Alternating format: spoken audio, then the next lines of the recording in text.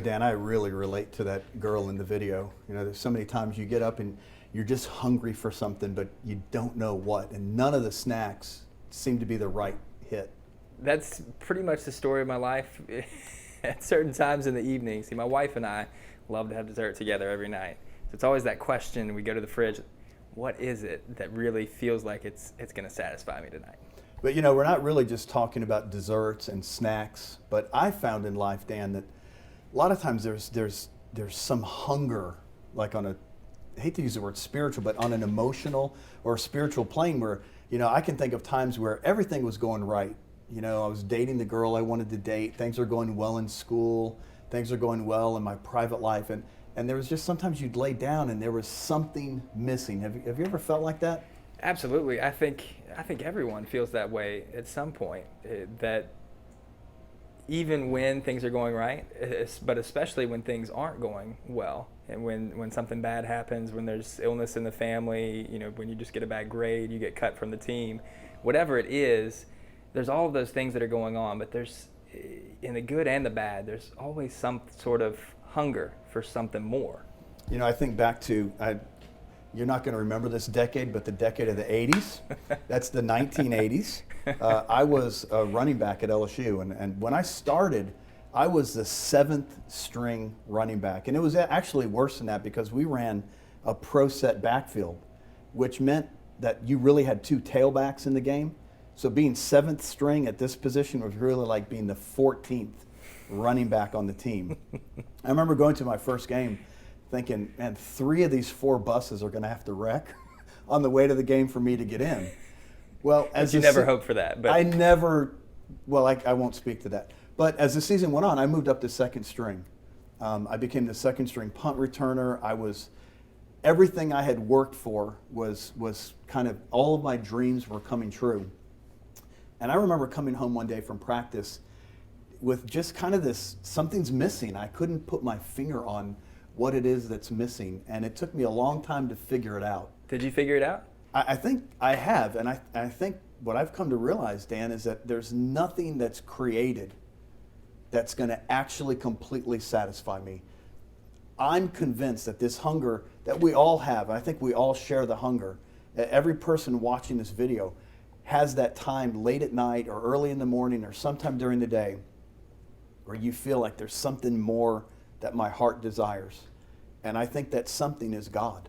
I think that our hearts were created by our Father, and He made them with a natural inclination to long for home, to long for Him.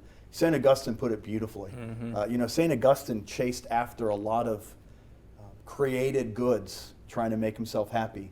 And in the end, he realized that, and his famous quote, "Our hearts are restless, God, until they rest in you." Mm-hmm. What a cool message that is. And I remember times, going to bed at night, you sort of think ahead to the next day.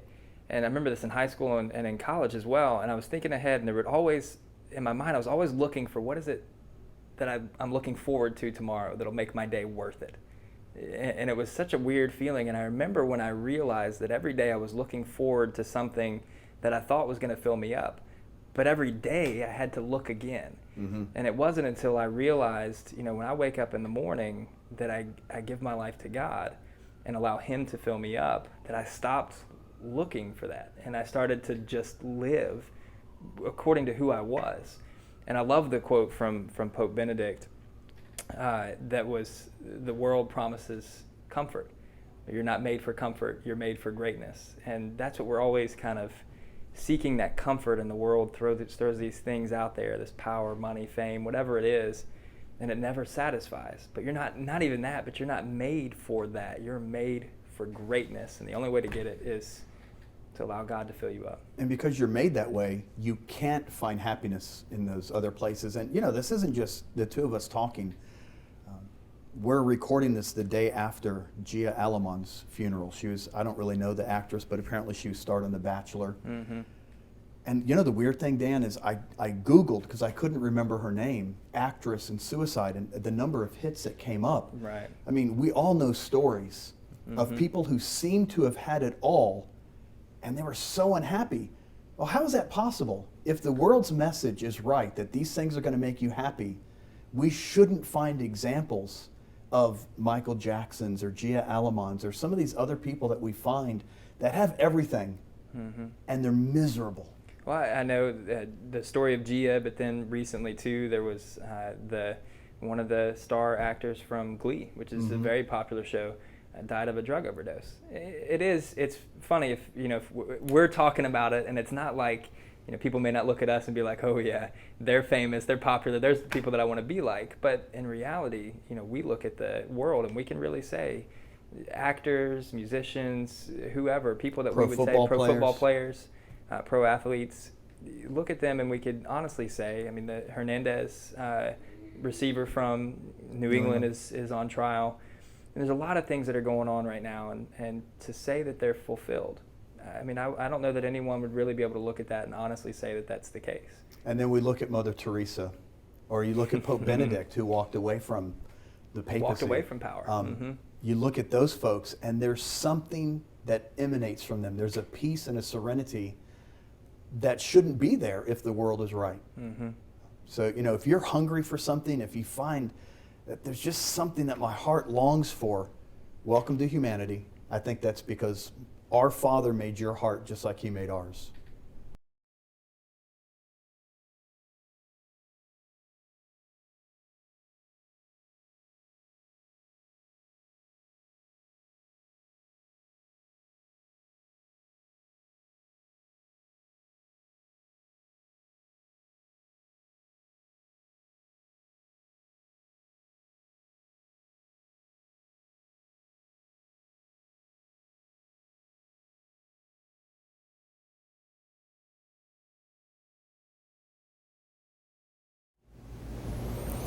So that little exercise shows you can know a lot about God just using natural reason, just like you can know a lot about an artist by looking at their work. There's a very great philosopher named St. Thomas Aquinas who was born in 1225, and he tried to prove God's existence. Now, I want to say two things about proving God's existence. Thing one, you can't really prove it like I can prove that my dog is in the backyard, because God is a little bit beyond those kinds of proofs. At the end of the day, the proofs show that it's really reasonable to believe that there is a God, that it makes sense, that it's consistent with our reason. Second thing I would say about trying to prove God's existence, we provide these proofs really for us to be able to answer objections to our faith. But at the end of the day, it seems to me running around trying to spend all of our energy proving God exists is a little insulting. It would be like me spending the day down in the office trying to convince Dan that my wife does exist. I think if my wife learned that I was doing that, she would be a little insulted. So with those two parameters in mind, let's take a look at some of the things Aquinas said. Now, he had 5 proofs. We're only going to talk about 2. The first proof that he offers is from efficient cause.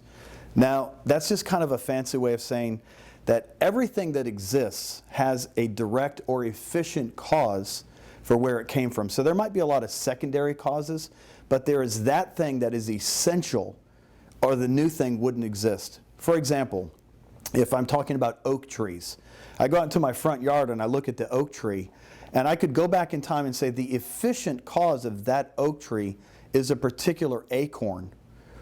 That acorn is the efficient cause of the oak tree. Well, where did that acorn come from? Well, that acorn came from a specific other oak tree. And as you go back in time, you continue to regress back looking at different efficient causes. And Aquinas says you can't go back forever. There has to be a first cause. Well, there's a problem scientifically. Namely, where did that first cause come from? What caused that first cause to be? And this is even if we allow for the Big Bang Theory and evolution and all that kind of stuff. So if you go back tracing efficient causes, you eventually get to, well, there was this massive stuff that banged, and we call that the Big Bang. To which Aquinas would ask, well, where did all of that stuff come from that banged? What was the cause of that stuff? And science will always have a hole in the explanation for existence. Aquinas says there has to be something that's at the beginning of this series of causes that wasn't caused by anything else, an uncaused cause. that thing, that being we call God. And it has to be very different from us, because everything we know in the created universe has an efficient cause. And yet none of it could be unless there was something at the beginning of the chain that was uncaused by anything else. Hope that makes sense. The second proof from Thomas Aquinas that I want to talk about is really my favorite, and it's from design. To me, this one is a lot more intuitive. I think the first one that we talked about is intuitive, but sometimes the vocabulary can be a little tough. Aquinas' proof from design simply says this: the more complicated or complex a thing is, the more likely it was created by an intellect. Look at how complex the universe is. It almost demands the explanation that there is a God. Let me explain. Imagine that you're walking down the beach and you see a pile of sand sort of arbitrarily in a half circle, but kind of not. You might be able to attribute that sand, that formation of the sand, to the waves coming in. But you walk a little further down the beach and you see a very beautiful and complex sandcastle. I mean, it's got an outer wall and inner wall. There are turrets, there are doorways dug in, there's a little moat, there's a whole design to this sandcastle. And imagine that the person you're walking around with says, "Oh, wow, look what the waves did."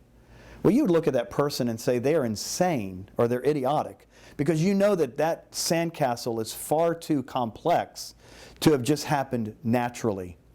Aquinas would say when you look at the complexity of the universe, it's really difficult to attribute that to randomness, because left to itself, nature tends to chaos. If you want proof, we could take the cameras into my kids' bedrooms and you'll see the chaos that can ensue. It's natural for nature to sort of tend toward chaos, and yet we see great complexity. My goodness, you turn on a video about the creation of the world or the Big Bang, or there was a show on the other night about life before birth, and you see the growth of the baby in the mother's womb. The complexity of that is astonishing, and Aquinas would say that that points to an intellect being behind it, much like a watch. People would often use the example of a watch. If I found a watch out in the woods, I would know that some human being had been there, that some watchmaker was behind that watch. And the same is true for the complexity of the universe. It's too complex to have happened randomly.